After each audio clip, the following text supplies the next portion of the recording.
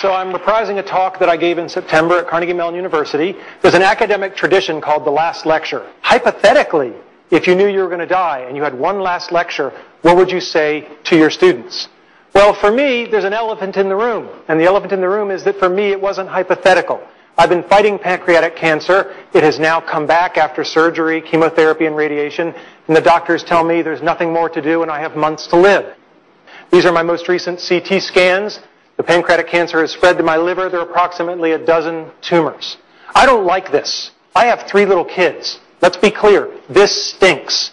But I can't do anything about the fact that I'm going to die. I'm pursuing medical treatments, but I pretty much know how this movie's going to end. And I can't control the cards I'm dealt, just how I play the hands. Now, if I'm not morose enough for you, I'm sorry to disappoint, but I don't choose to be an object of pity. And in fact, although I'm going to die soon, I'm actually physically very strong. In fact, I'm probably physically stronger than most of the people in this audience.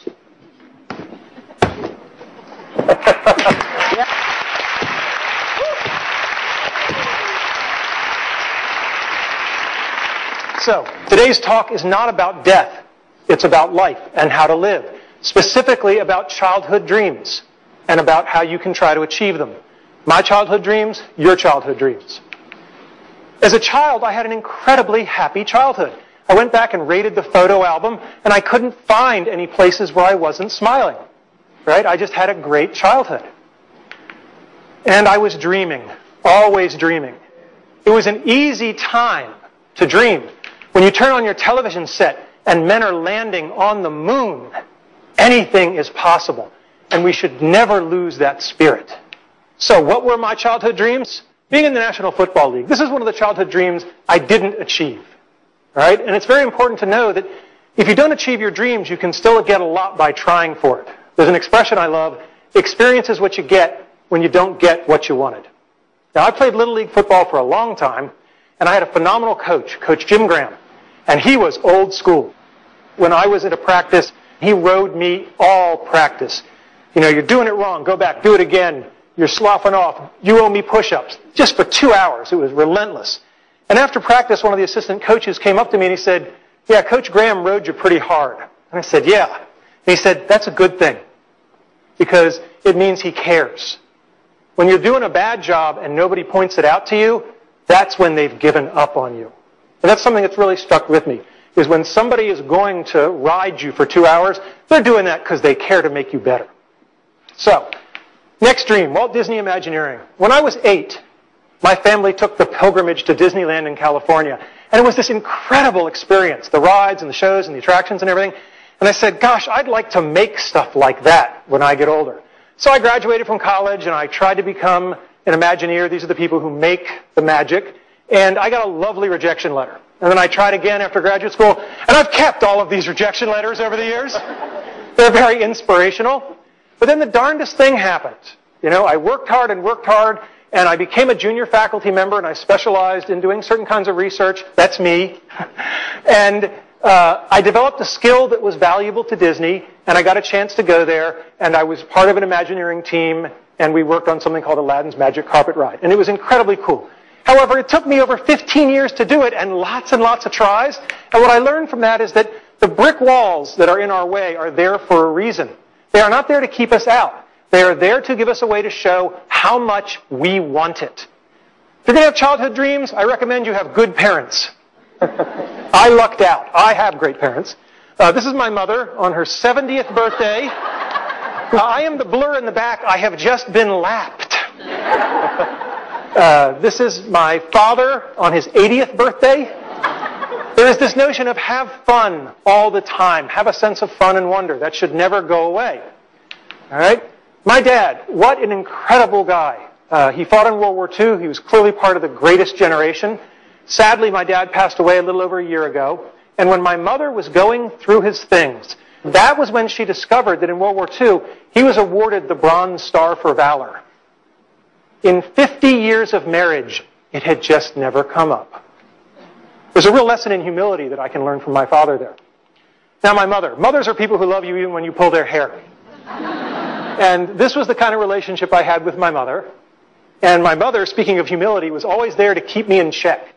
When I was going through graduate school and I was taking really hard examinations, I was home pretty much complaining and whining about how hard these PhD tests were.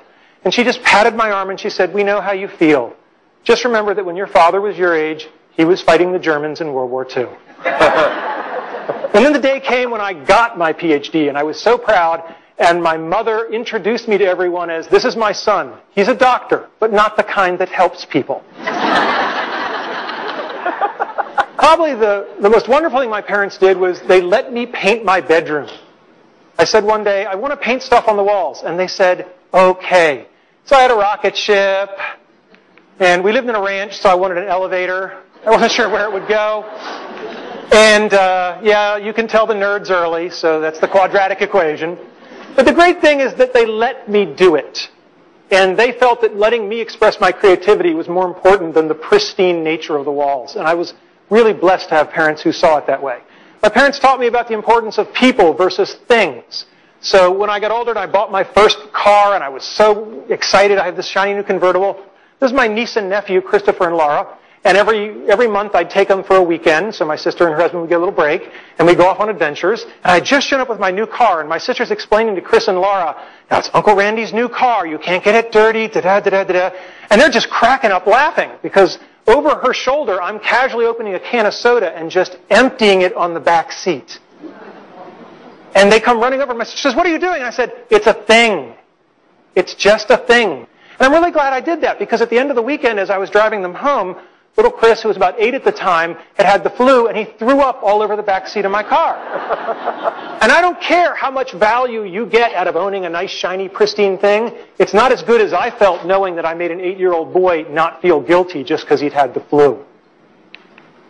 Next thing, you better decide early on if you're a Tigger or an Eeyore. Tiggers are energetic, they're optimistic, they're curious, they're enthusiastic, and they have fun. And never, ever underestimate the importance of having fun. I am dying soon, and I am choosing to have fun today, tomorrow, and every other day I have left. If you want to achieve your dreams, you better work and play well with others, and that means you better live with integrity. Simple advice that you'll find hard to follow, just tell the truth. Second thing, when you screw up, apologize. There are a lot of bad apologies in America. A good apology has 3 parts. I'm sorry. It was my fault. How do I make it right? Most people skip that third part. That's how you can tell sincerity. The last thing is that we all have people that we don't like, that have done things we don't like, and what I have found is no one is pure evil. If you wait long enough, they will show you their good side. You can't make them do it in a hurry, but you can be patient. Show gratitude. When I got tenure, as a young faculty member, there were about 15 young kids who'd been working in my research lab. I took them all down to Disney World for a week on my nickel. And one of my colleagues said, "This must have cost you an arm and a leg. How could you do it?"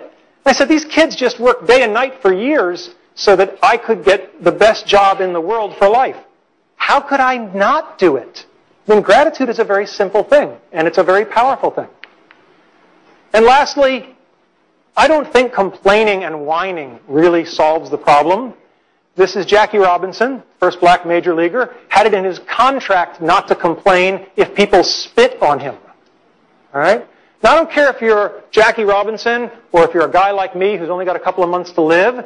You can choose to take your finite time and energy and effort, and you can spend it complaining, or you can spend it playing the game hard, which is probably going to be more helpful to you in the long run. Now, I told you this is part of the lecture series at Carnegie Mellon University. And it's important for you to know why I gave the talk. Okay? The talk isn't just about how to achieve your childhood dreams. It's much broader than that. It's about how to live your life. Because if you lead your life the right way, the karma will take care of itself. The dreams will come to you. If you live properly, the dreams will come to you. I think it's great that so many people have benefited from this lecture. But the truth of the matter is that I didn't even really give it to the 400 people at Carnegie Mellon who came. I only wrote this lecture for 3 people. And when they're older, they'll watch it. Thank you.